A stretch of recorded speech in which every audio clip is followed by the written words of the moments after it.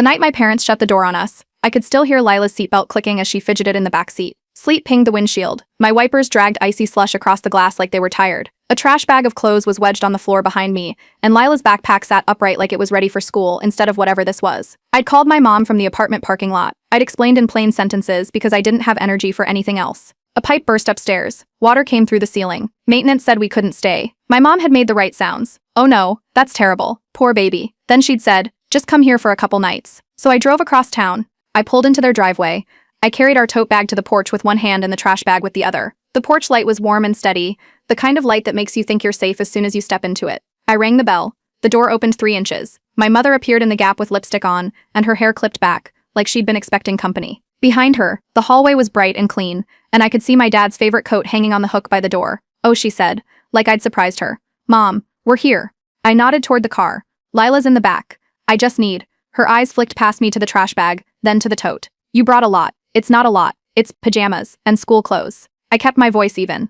2 nights. My mother's hand tightened on the doorknob. Marin, we can't. It took a second for my brain to catch up. What do you mean you can't? You said. Your father's asleep. She cut in, voice lowered like the house might hear. And Derek and Tessa are here. We have plans early. It's not a good time. I looked past her again, trying to see if my dad was actually asleep or if she'd just decided I wasn't worth waking him for. Where do you want us to go? I asked. My mother lifted one shoulder. A hotel. Or Joe's. You always figure it out. Then she added, crisp and practiced, text me when you're settled. And the door clicked shut. I stood there for a beat with sleep melting into my hair. I didn't knock again. I didn't call her name. I walked back to my car, put the bags in the front seat, and drove off slow enough that my tires didn't spray slush onto their driveway. Layla watched the porch light vanish behind us and asked, are we in trouble? No, I said. Grandma has company. That night we slept in the car in a grocery store parking lot. I ran the engine in short bursts to warm the cabin, then shut it off again to save gas. Layla curled up with her jacket over her legs and her stuffed fox pressed to her face. I folded my coat into a pillow and kept my phone face down in the cup holder. Around 3, I drove to a 24-hour laundromat because it was bright and there were people, and bright places with people feel safer than dark places without them. I bought a hot chocolate from the vending machine, gave Layla the warmest table near the dryer vents, and told her we were camping. She believed me because she's 7, and because kids will accept almost anything if you say it like it's normal. By morning, my voice sounded like I'd been swallowing sand. I dropped Leela off at school late with her hair in a messy braid and her shoes still damp from the sleet. I signed the clipboard, said pipe burst to the secretary, then drove straight to work like nothing had happened. My boss doesn't ask many personal questions. He saw my wet boots and said, everything good? Busy night, I said. He nodded and kept walking. At lunch, my mother texted, did you find somewhere? Hope Leela is okay. I stared at the message until my screen dimmed. Then I typed back, we're fine. I didn't mention the parking lot. I didn't mention the laundromat. I didn't mention her door. If that was the only time my parents had left me hanging, maybe I could have filed it away as a bad moment. But it wasn't a single bad moment. It was just the clearest one. I'm 35. I've been working since I was 16. I know how to stretch a paycheck and how to fix a stuck zipper with a paperclip. Lila's dad isn't in the picture, and I learned early that single mom makes some people treat you like you're either brave or contagious. I stopped volunteering details. My brother Derek is 32. He's never been officially labeled anything, but if you asked my parents, he's finding his path. If you asked anyone else, he's between things. Derek is charming in short bursts and exhausting over time. He talks in big words and small commitments. He met Tessa 2 years ago and immediately started acting like he'd always cared about artisanal coffee and minimalist decor. Tessa is the kind of woman who can make a remark sound like advice and a compliment sound like a warning. My mom adored her from day one. My dad did that thing where he tries to be impressive, like he's auditioning to be her favorite person too. For years, I told myself my parents were just closer to Derek because he needed them more. That's what they always said. You're independent, Marin, my mom would say. Derek needs a little extra support. Support meant my parents paying his deposit twice. Support meant my dad co-signing a car note Derek didn't keep up with. Support meant my mom bringing him groceries when he forgot to budget. Independence meant I got a thumbs up emoji when I solved my own problems. I didn't want their money. I didn't even want their help most days. I just wanted them to treat Layla like she belonged to the same family. The apartment situation started with a drip. I live in an older complex with pipes that knock at random hours. On that December afternoon, I heard dripping behind the bathroom wall like someone tapping a spoon against a cup. I put a bowl under the ceiling stain and called the office. They said maintenance would come tomorrow. Overnight, tomorrow turned into a steady pour. The next day, I got home from work and the ceiling looked swollen. Brown water stains crawled out from the light fixture.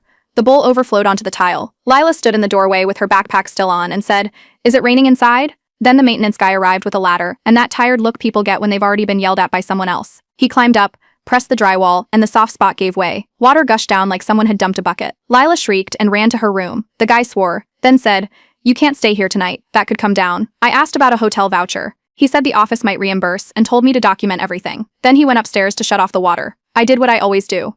I made a list. Pajamas, school clothes, toothbrushes, Lila's stuffed fox, my laptop, phone chargers, snacks. Then I called my mom because in that moment, I believed my parents would be parents. Joe didn't ask why I hadn't called my parents when we showed up at her door at 9:30. Joe is my friend from community college, the kind of friend who doesn't do speeches. She let us in, handed Lila a blanket, and said, "Guest room's yours. Leave your boots by the mat." Lila fell asleep on Joe's couch with her fox tucked under her chin. Joe made me tea that tasted like cinnamon and something medicinal and said, "You can breathe here." That was the whole conversation. No judgment, no lecture, just clean sheets and a quiet apartment. We stayed with Joe for 8 days. 8 days is long enough for a child to learn where the cereal is and which floorboard squeaks. Lila drew pictures at Joe's kitchen table and taped them to Joe's fridge with magnets shaped like strawberries. She asked if we could live there for real. Joe laughed and said, "Your mom would miss you too much." Lila nodded like that made sense. My parents didn't come by once. They didn't offer to take Lila for an afternoon. They didn't show up with soup. They didn't ask if I needed help moving furniture out of the wet bathroom. They sent polite texts that sounded like they were checking a box. "Thinking of you. Let us know if you need anything." I needed something. That was the point. I'd needed something so badly I'd stood on their porch with sleet in my hair. On day 5, my dad called me while I was sitting in my car outside the apartment office, waiting to pick up a reimbursement check. The manager acted like she was doing me a favor by printing. "Hey kiddo," he said, cheerful. "You got a minute?" I stared at the check stub when she handed it to me, then stepped outside. "What's up?" I asked. "We're doing brunch Sunday," he said. "Derek and Tessa are coming. Thought you and Lila could swing by." I waited for the second sentence, the one that started with "I'm sorry." It didn't come. And my dad added, "Bring that cranberry bread you make. Your mom's been craving it." I sat in the car and felt the kind of heat that isn't warmth. "Dad," I said, slow, "we're not even home right now." He chuckled. "Yeah, but you're resourceful. You'll figure it out." The same phrase my mother used when she shut the door. I told him we couldn't make it. I didn't explain. I just said we couldn't. He paused, then said, "Okay, another time." And he hung up. 2 weeks later, our apartment was declared safe again. The ceiling didn't fall, but it stayed bowed, and the bathroom smelled damp no matter how much bleach I used. I threw out 2 towels, a bath mat, and a stack of Layla's books that had gotten wet and buckled. The office offered us a first-floor unit temporarily. It had roaches. I said no. That was when I started looking for a new place. Rents had climbed. Good listings disappeared in hours. I put in applications anyway. I took a weekend shift handling inventory at a job site. I sold the dining set my parents had gifted me years ago and bought a small table from a thrift store that didn't wobble. I canceled subscriptions and started packing lunch every day, even when the office ordered food, because it was easier than explaining to anyone that I was counting dollars. Layla watched all of it like kids do, absorbing the routine without needing the story. My parents stayed in the background. "Happy New Year. Cute photo of Lila. Hope work is going well." If I replied at all, it was short. "Thanks, you too." The first time I saw them in person after the porch was at my cousin's holiday party. The house was packed with relatives and crockpots and loud laughter. Lila made a beeline for the cookie decorating station. I stayed near the kitchen doorway because I didn't want to get cornered. My mother greeted us with a bright smile and an air kiss that didn't touch my cheek. My father patted Lila's head and asked about school like we were neighbors who ran into each other at the mailbox. They acted like the porch never happened. Derek and Tessa were posted by the fireplace holding court. Tessa wore a cream sweater that looked too fragile for a normal life. Derek had a drink in his hand and that relaxed grin he used when he wanted to seem harmless.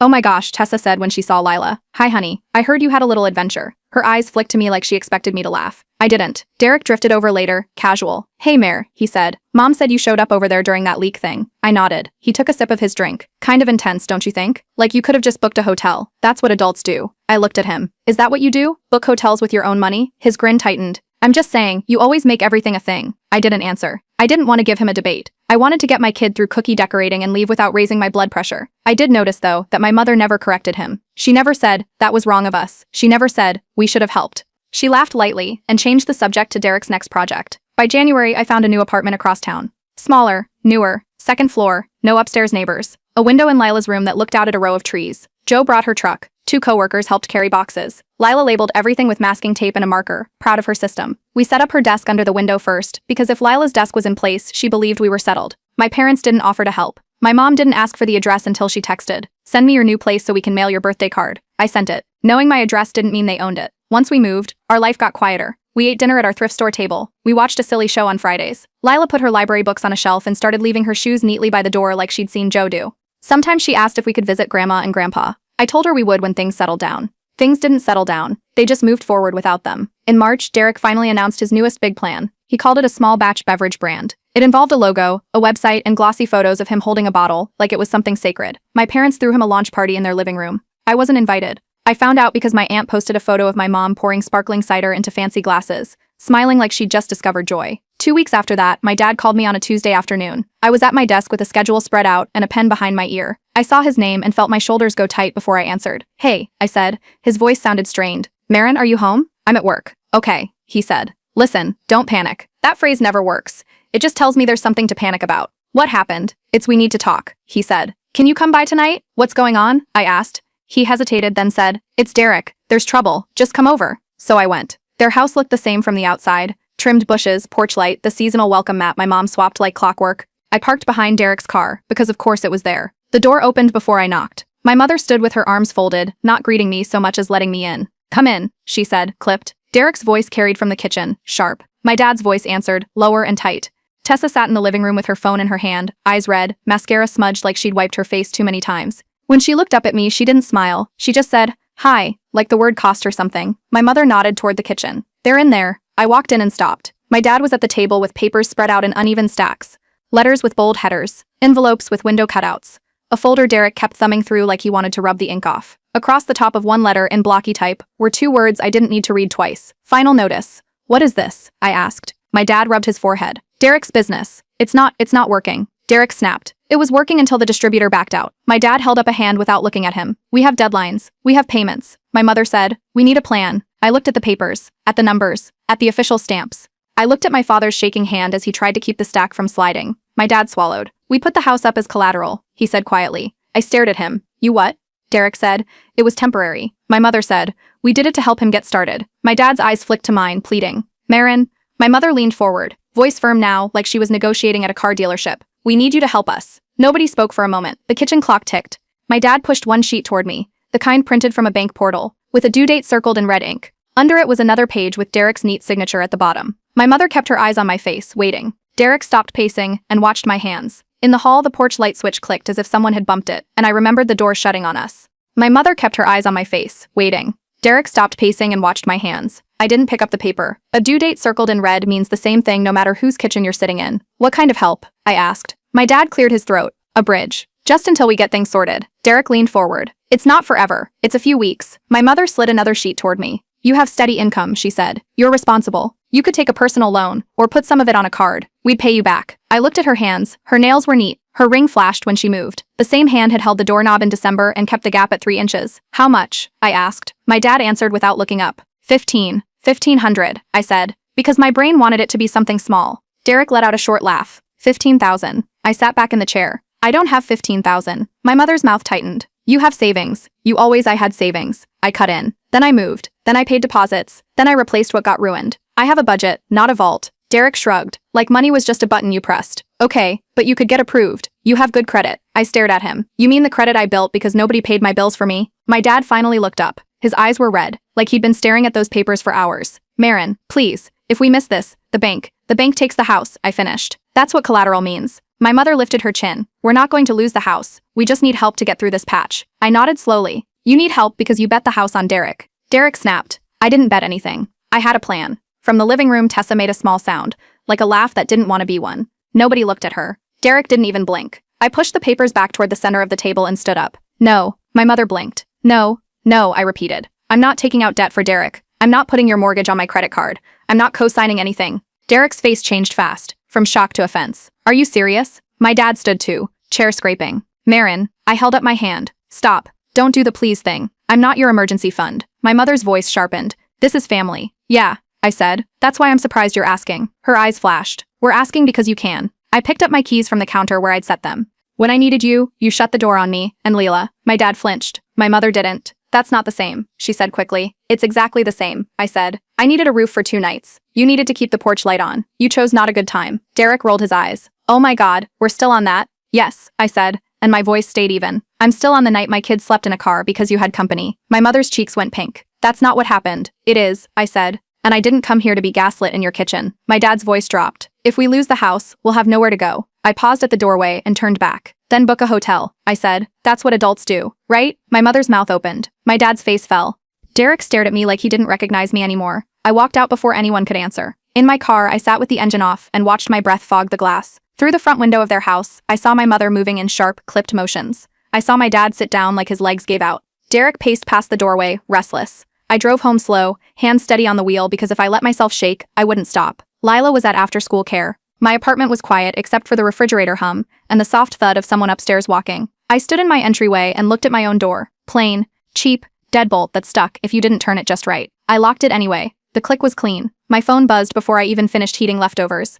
Derek. Wow, can't believe you'd let mom and dad lose their house to prove a point. I didn't reply. My mother called. I let it ring. Then she texted. Mom, we are not losing the house. We need temporary help. Your father is sick with worry. Please don't be cruel. I set my phone face down and ate at the counter, standing, because sitting felt like settling in for a fight. At 5, I picked Leela up. She ran to me with her backpack bouncing and said she got a star on her spelling quiz. On the drive home, she asked, "Are we going to Grandma's soon?" "Not soon," I said. She nodded, then asked if we could make grilled cheese. We made grilled cheese. She drew at the table and told me who traded snacks with who like it was big news. When she went to bed, my phone buzzed again. "Dad, can you talk? Just 5 minutes." I stared at the message. I pictured my dad shaking hands over the papers. I pictured him calling me kiddo, like he could go back to a version of us where he protected me. I typed, "What do you need?" He called immediately. "We're meeting with the bank tomorrow," he said. "They'll give us time if we show we're trying, and you want me there," I said. He went quiet, then admitted, "Your mom thinks it'll help." "It won't," I said. He exhaled, long. "We can't lose the house." "You put the house up," I said,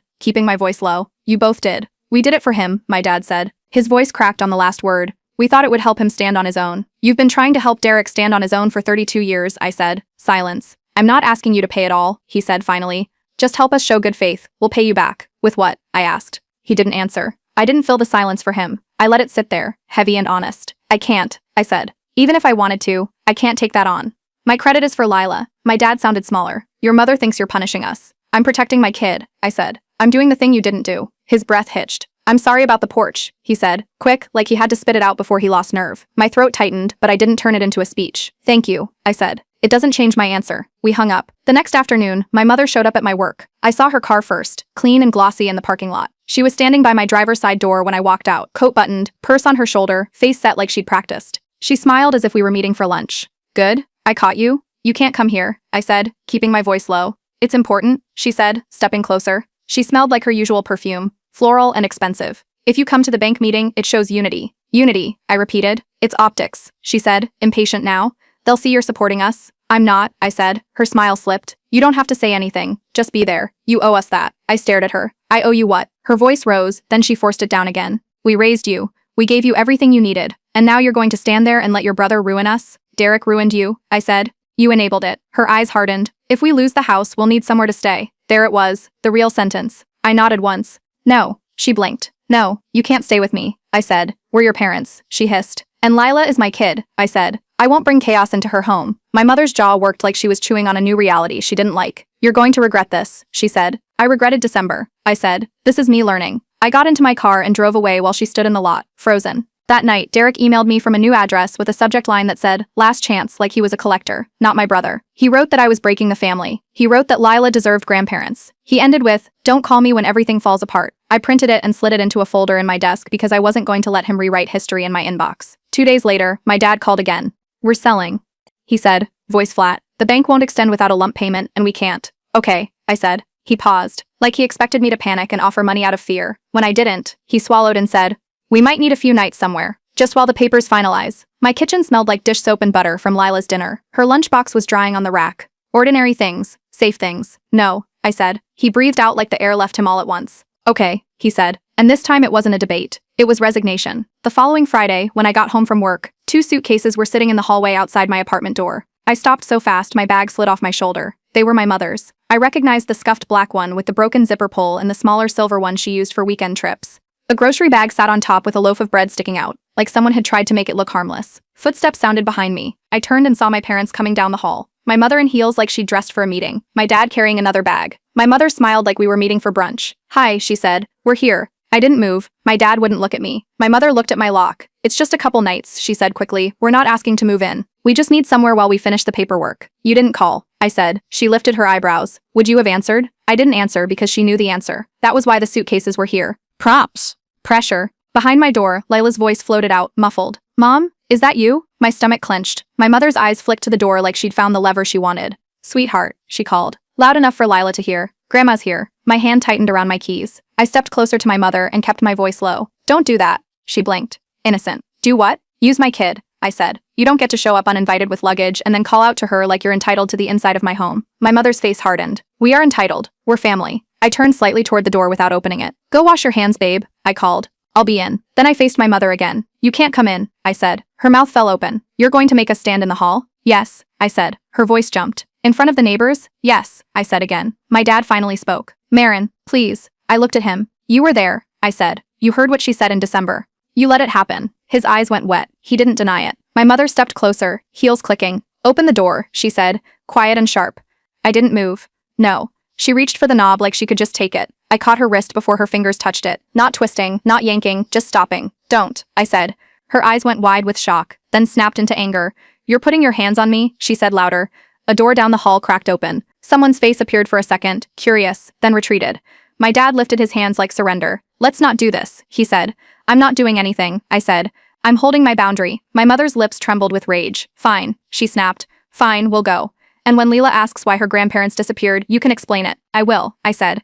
My dad picked up the grocery bag. My mother yanked her suitcase handle. They walked toward the elevator, the wheels rattling over the grout. I waited until the doors closed. Then I unlocked my door and stepped inside. Lila was standing in the living room with her fox in her hands. Her eyebrows were pinched like she was trying to solve a puzzle. Was that Grandma? She asked. Yes, I said. I hung my coat on the hook. I moved like this was normal because kids borrow calm from adults. It was. Why didn't she come in? She asked. Because Grandma didn't plan ahead, I said. And because this is our home, and we decide who comes in. Lila looked at the door, then back at me. Are they mad? Maybe, I said. But that's not your job to fix. She nodded slowly. Can we have hot chocolate? We made hot chocolate. She stirred marshmallows until they disappeared. Then she went back to her drawing, like the hallway hadn't happened. After she fell asleep, my phone buzzed. Mom, you just made this permanent. I read it twice. Then I typed back. You did that in December. I blocked her number. I blocked Derek's too. The next morning, I went to Lila's school office and updated the emergency contacts. I crossed my parents off the list. I wrote Joe's number in their place. The secretary didn't ask questions. She just filed the form and said, all set. A week later, my dad texted from a new number. Dad, can I at least see Lila? I stared at the message for a long time. Then I typed,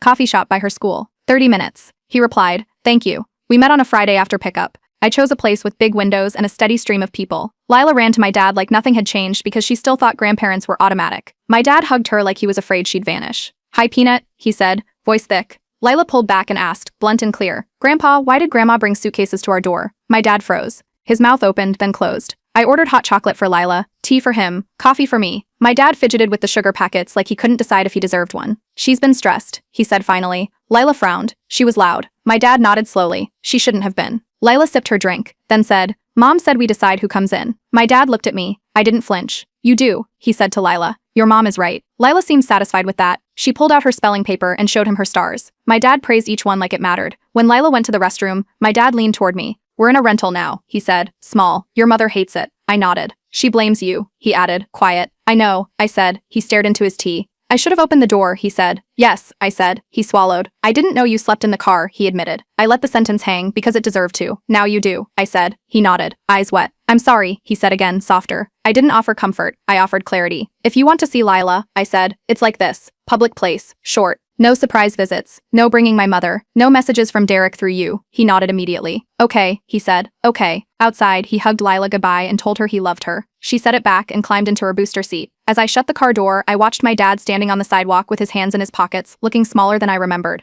A few days later, a letter arrived from my mother. The handwriting was careful, like she'd practiced. I opened it at the counter. She wrote that she was hurt. She wrote that she felt disrespected. She wrote that she missed Lila. She wrote that she never thought her own daughter would treat her this way. She did not write, I'm sorry I shut the door. I folded the letter back into the envelope and slid it into a drawer with the printed email. That night, I made Lila pancakes shaped like animals because it was Saturday and because we were allowed to have softness even when other people didn't. She ate with syrup on her cheeks and told me she wanted to tape her newest drawing by the door so people know it's ours. I handed her the tape. We stuck it up together. Later, the doorbell rang once. Just once, like a test. I didn't answer. I didn't even look through the peephole. I stayed at the table with my kid, the sun warming the window, the lock steady on the door, and the quiet inside our home exactly the way I'd built it to be.